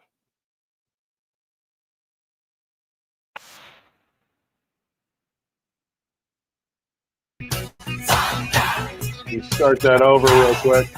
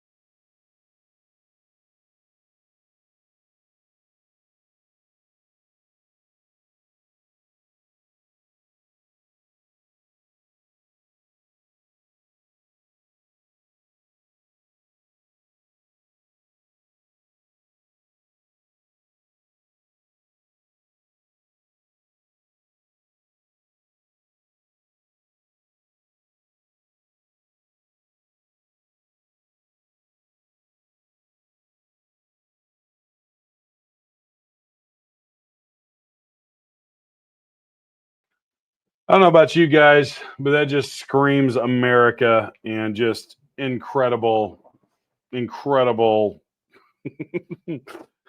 incredible patriotism just courses through my veins when I see that stuff, especially F-22s.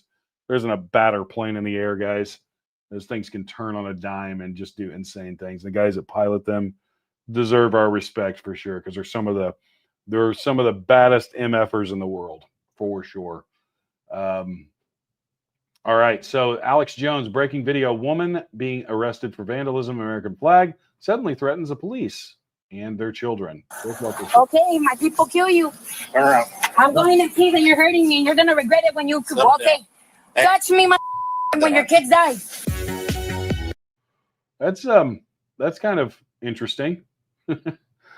So yeah, this one's a good one for all of you guys that have been following the DOGE stuff and Elon Musk.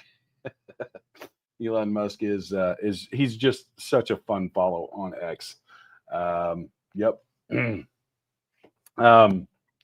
So if you guys know who Big Balls is, and it's been all over the media here lately, there is a handle of one of the key people within DOGE that's getting into these and doing all of the data analysis.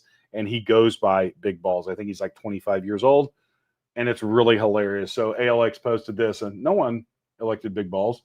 Elon Musk. Personally, I voted for Big Balls. I'm here for it, guys.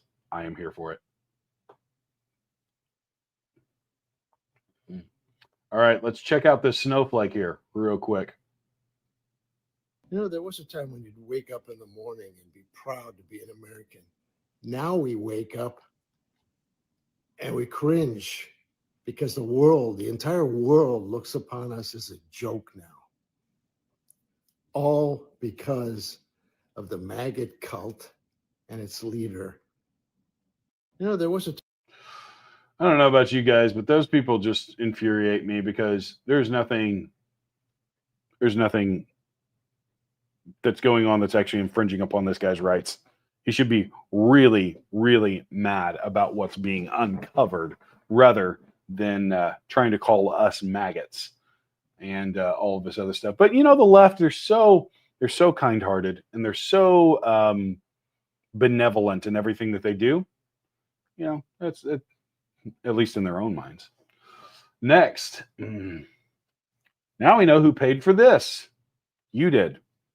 If you guys don't remember this, this was a common sight around areas of the country in 2020 that all of a sudden, randomly, spontaneously burst into massive riots with people throwing bricks and burning buildings down and ransacking businesses and all of this other stuff.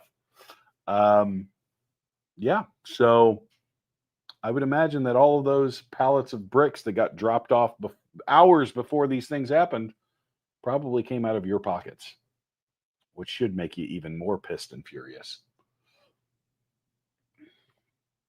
All right, Sarah Adams, you guys know her as Superbad. Made famous on the Sean Ryan show. She was the targeter that went after the post-Benghazi terrorists and hunted those down. She is a wealth of knowledge on what's going on with terrorism and everything else that's happening in the country and outside. So And this is interesting. So this is CNN. She says, not only can't they spell Usama or Osama, sorry, I can't even say it. They can't even say Osama, but CNN wants you to feel bad about Al-Qaeda terrorist Abdu Zabada, I guess. I'm terrible with terrorist names. Every one of these fools should be blamed after 9/11 2.0 as our weakness, and this crap propaganda in favor of the enemy has put us on the defense, and it's going to lead to the repeat of one of our darkest days. So let's watch this 20-second video. That highlighted the interrogation techniques against an associate of Osama bin Laden named Abu Zubaydah. The Intel Committee said that the experience he had were awful. He had at least 83 applications of waterboarding. He spent over 11 days in a coffin-sized confinement. Hey guys, I want to point out this real quick. Obama bin Laden. Is that a Freudian slip? Did CNN just have a live on-air Freudian slip on their screen? Whoa! I'm here for it. Couldn't have happened to a better bunch of people. And there might be some truth behind it. All right. Moving on. Next story. This is a video clip. Jim Acosta concedes Democrats have reached maximum powerlessness under Trump. Acosta lamented Trump. Oh, this is very long. So let's watch the video and then we will respond to it. This is the Greg Gutfeld show. So let's watch this real quick. Things are looking grim for our old pal Jim. Ex-CNN anchor Jim Acosta has debuted his new show on Substack. That's stack, but not as good. And guess what he named it? The Jim Acosta Show. Pretty good. But the first episode got off to a rocky start. Roll it, Doris. We fired Marge. Up at the top of your screen. Yeah, I see that. What the hell? I've got to work on my set behind me is one of the issues. Well, that's part of the charm of Substack, Jim. There we go. Now we're live. Now it's working. How does it feel? It feels really good. And, obviously, Norm, we love the people at CNN, and I miss them. We're going to get through this time. And I think it's important for people to know that there is such a thing as truth. There is such a thing as truth. I think this show is sponsored by Windows 97. I love that all of these people, you start to realize just how ridiculous all of these anchors that are propped up with multi-million-dollar studios and people to help them with every other thing. When we put on a show, it's literally me and Chris running everything behind the scenes, putting all of this stuff together. There's two of us, and we're not millionaires, not even close to it. No offense, but if we were millionaires, I'd have a lot nicer studio and probably a bunch of people helping me too. But we put on a way better show. It's insane to watch these people and their veneer crumble underneath them. So this one's great. This one's great. Talking about making dumplings for the Chinese New Year. Let's check this out. It's Chinese New Year. We're making dumplings today. Look at those beautiful dumplings I just made for you. What's the most important thing people ask me when it comes to making dumplings? It is the sealing. Look at this. If you don't seal it tight, the fillings leaks out and it's going to make such a mess. It's total disaster. It's like when you have a weak border of something, you got huge problems. That's why we're going to make a strong sealing of the dumpling. Let me show you. Don't be stingy. Let's put as much as we want. Right? Let's make a big, beautiful dumpling. A big one. All right, let's do it. It's a little bit mess. Usually I have my people do it, but today it's the Chinese New Year. I'm doing it for you. Not professional, but I'm doing it right. All right, there you go. You have a big dumpling. It might not be a traditional dumpling, but this is the way I love it. Look at this. You have very strong sealing, secure, strong dumpling. You have this magnificent dumpling. It's magnificent. So I hope everyone's going to have a prosperous year. Come to my house and eat dumplings with me. I don't know about you, but I already love this dude. It's great. In other news, this guy says that they haven't had an argument in 15 years.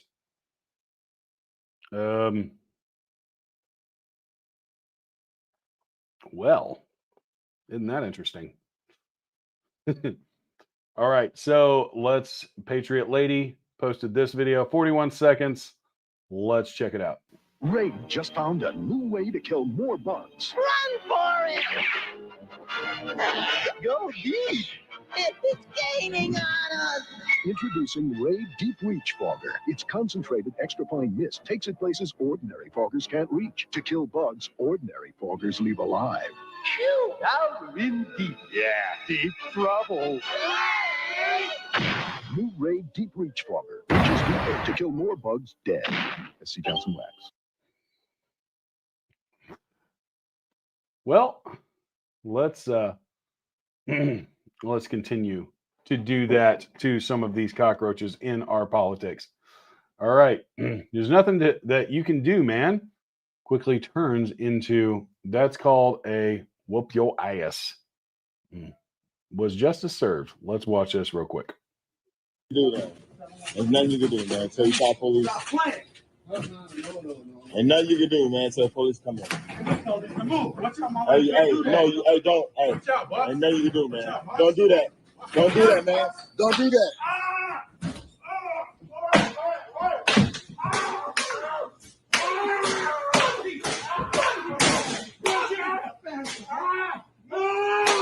It's okay! Okay, brother! Okay! Ooh.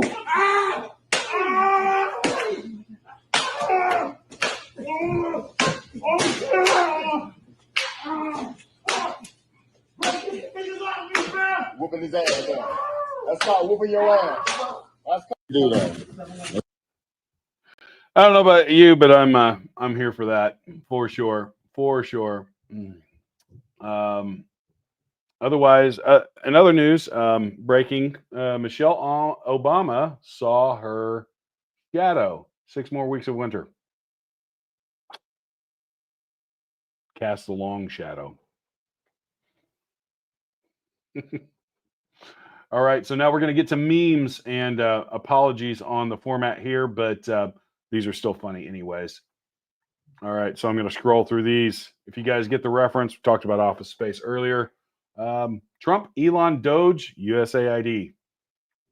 All we need is a little bit of gangster rap and we're good. ICE just pretended to be a Spanish food truck and arrested my whole crew just now. Uninstalling the deep state.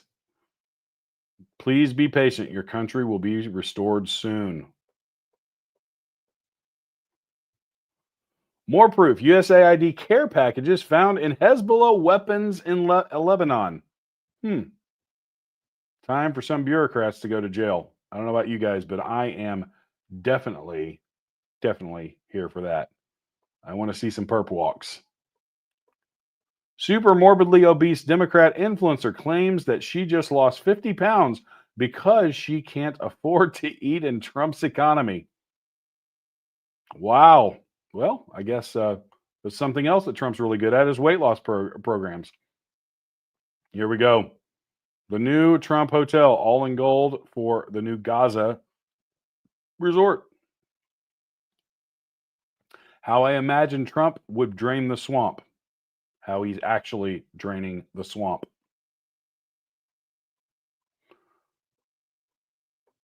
Gaza Strip will be turned over to the United States by Israel at the conclusion of the fighting, and the Palestinians people like Chuck Schumer would have already been resettled in far safer and more beautiful communities. With new and modern homes in the region, they would actually have a chance to be happy, safe, and free. The U.S. working with great development teams from all over the world would slowly, carefully begin construction of what would become one of the greatest and most spectacular developments of its kind on Earth. No soldiers by the U.S. would be needed. Stability in the region would reign. Still would love if that came true, but we'll see what happens. NGOs shutter migrant shelters as releases end of money dries up. That SOB found our corrupt money laundering scheme at USAID. And that's really what they're griping about. There's a lot of truth in that meme. Look, I need a lecture. I knew that was your lunch. That looks like my golden retriever in some ways, and yes, that is happening. We both know you left it unsupervised. I'd say you learned a valuable lesson today. My golden retriever just 2 days ago, she's paying the price for it now because it kind of upset her stomach, ate a whole loaf of bread, wrapper and all. And we just left it out on the counter. So there's a lot of truth there. So daylight savings is not a bank? It's the crazy eyes, guys. It's the crazy eyes. The sole reason Gen X will live into 100. 10 million strong and growing. Hell yeah, I voted for this and it's better than I expected. How many of you guys feel that way? I know I do. I've been totally blown away at how we are, what we are doing and moving, how fast we are moving. We must stop Elon Musk from exposing government corruption. Deep state, big balls. Ran right through them. Here we go. And you guys get the reference here. You're fired and you're fired. Everyone's fired. Couldn't happen to a better bunch of people. Pfizer, we're making a killing. Ooh. My reaction when trans women raise their voice at me. You've got some balls, my friend. Lindsay Penny. A new name for legacy media just dropped. Large-scale social deception. $9.1 million to Reuters from DOD for this. Active social engineering defense, large-scale social deception. When you actually look into that, it's pretty insane. $50 million for Trump to fight, for illegals. Gavin, infrastructure, LA fire victims. Boy, I've seen this in many different configurations, but man, there's a lot of truth there. President Trump has just banned drag shows targeting children at the Kennedy Center in D.C. To punish them for doing so previously, Trump has dissolved the board and appointed himself chairman. Oh, and you guys, there's nothing I hate more. Oh, that's a repeat of the last one. Than people that target children in a sexual means. Global Affairs in Canada abruptly deleted the entire public database for foreign aid spending. Why would they do that? That's weird.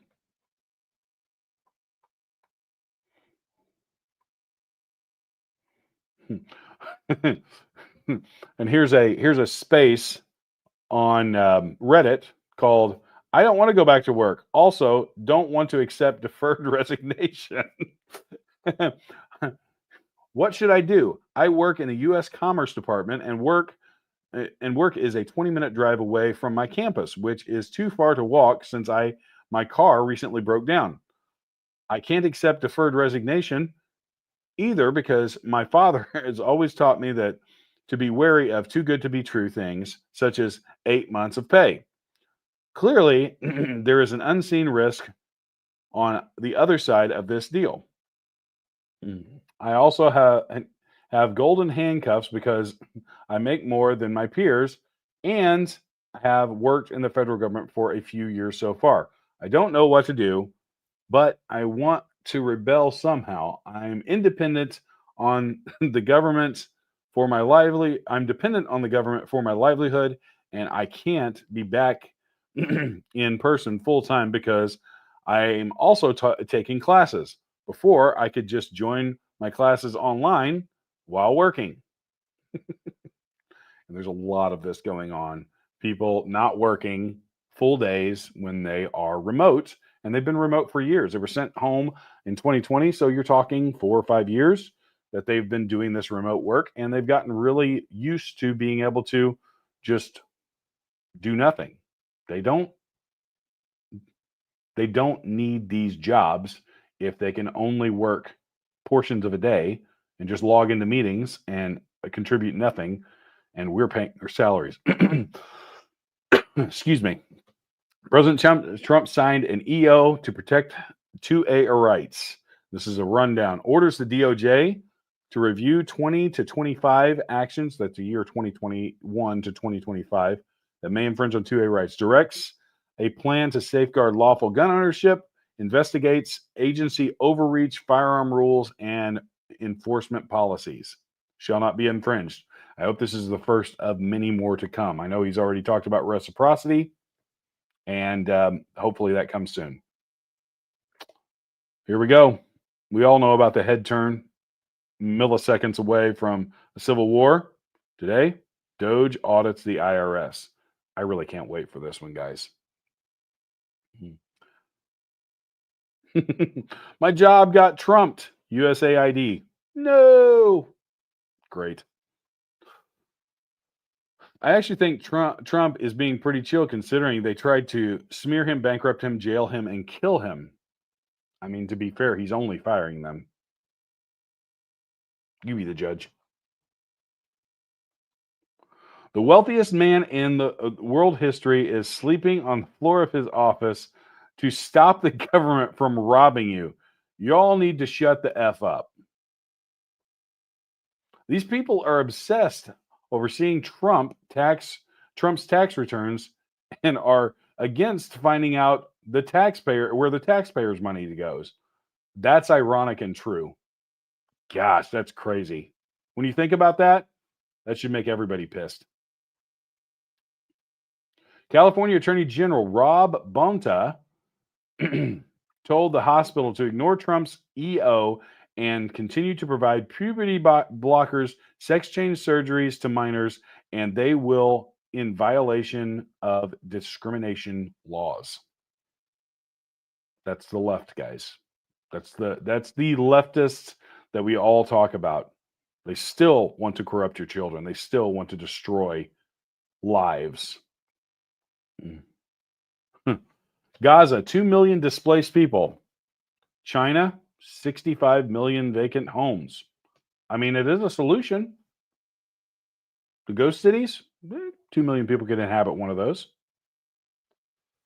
All right, we have reached the end of chapter 3. I'd like to thank you guys all for sticking around for everything. Everybody that's been on here, really, really appreciate what you guys do and what you bring to the table.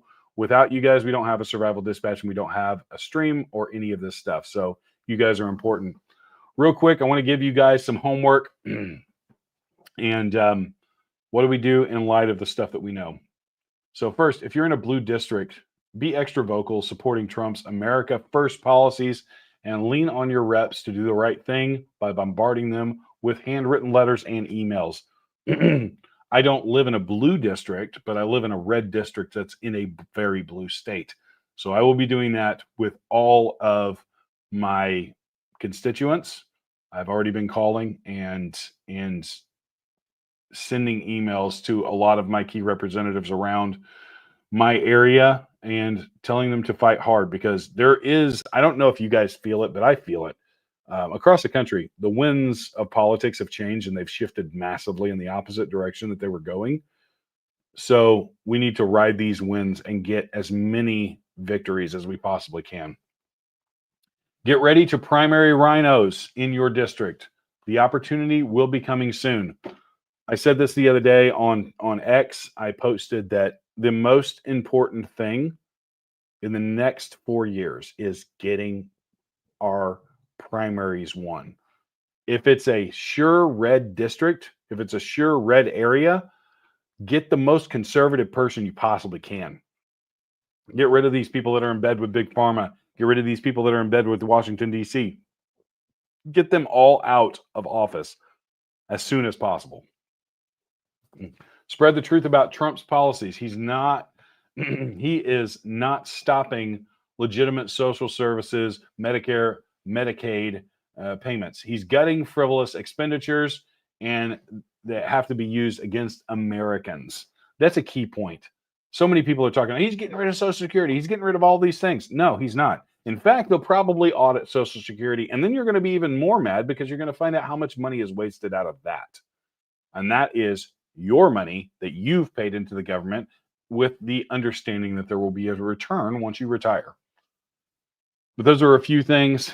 And I would just leave it with this. Get involved. Whatever level you can, get involved. Whether it be just sounding the alarm on social media or to your friends or your close sphere of influence, your family, educate people. Have uncomfortable conversations with them. Convince them, because a lot of people are going to see things turning in a positive direction over the next couple of years, next couple of months, and the media is not going to sound it off. But we need to be the biggest cheerleaders of these America First policies. We need to be the ones that are pushing for more and more and more. And if we get behind it, guess what? These politicians, more than anything, they want to stay in office. So we use that to our advantage. We pressure them, and those that will not get in line, we get rid of. And all of the rhinos have to go. So let's get involved in whatever level that we possibly can. Real quick, if you guys love our content and you want more of the insider benefits, we have a Patreon, patreon.com/survival dispatch. It's $9.99 a month. You get our 228-page survival guide that'll help you get out of any situation in a crap hits the fan moment. You get access to our insider chat. That thing's blowing up. I can't even hardly keep up with it. But tons of information being shared with our insiders, and you get access to behind the scenes content, all of the other stuff that goes into this. You get our daily sit rep for free. Sometimes we put it out as a free one, but most of the time it's only for our insiders. So you get to see the show before the show. And so a lot of early access content as well. So hope you guys will jump on that opportunity to become an insider at Survival Dispatch. Also, follow us on all of our social medias, YouTube, Instagram, Facebook, all of that stuff, LinkedIn. We're on all of them. So we hope you guys will follow and expand the footprint of Survival Dispatch. It doesn't cost you anything to like, share, and subscribe to our content. So please do that as a thank you to us, and we'll keep bringing this content to you guys on a daily basis. That is it. We are going to sign off. So we'll be back tomorrow with another stream with all of the latest news and all of the latest stories, along with some fun and zany things for your pleasure. So until tomorrow, God bless America. See you guys.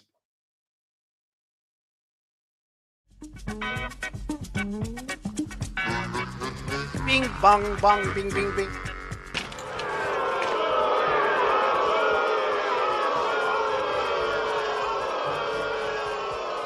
Just what I needed now.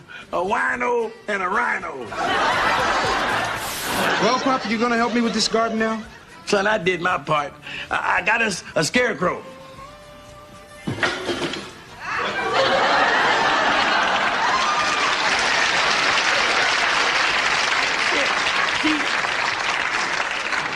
This is guaranteed to scare away slugs and snails and birds. Just remember that the Lord giveth and the Lord taketh away. Hallelujah! And you remember when you looked in the mirror tonight, the Lord gave you that face and you stuck with it.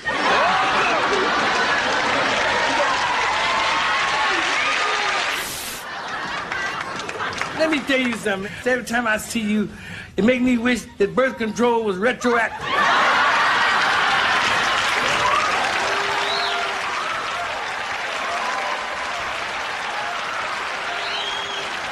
Why don't you start helping us out in the kitchen? All right. You can start by sticking your face in the freezer and making us some ugly sickle.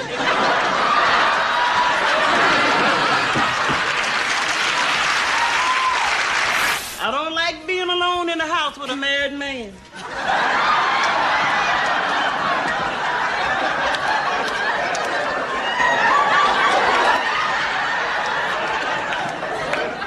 Listen, if we were alone on a raft in the middle of the ocean, I'd rather kiss an octopus in the mouth.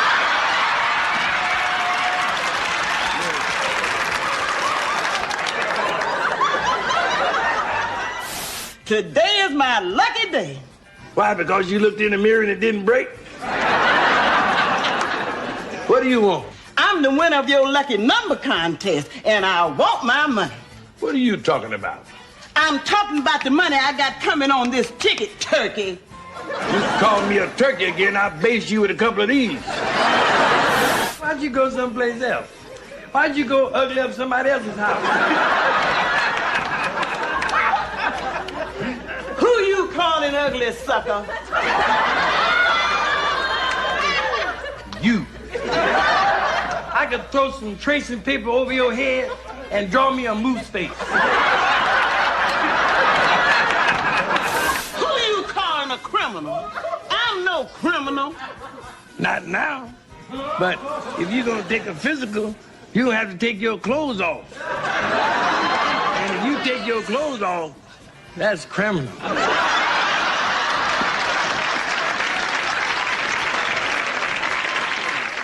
Wait a minute. See, you take your clothes off, that would be first-degree ugliness with malice aforethought and attempt to cause blindness. Hey, what are you doing here? What do you mean, what am I doing here? Well, wolf woman don't usually come out until it's a full moon.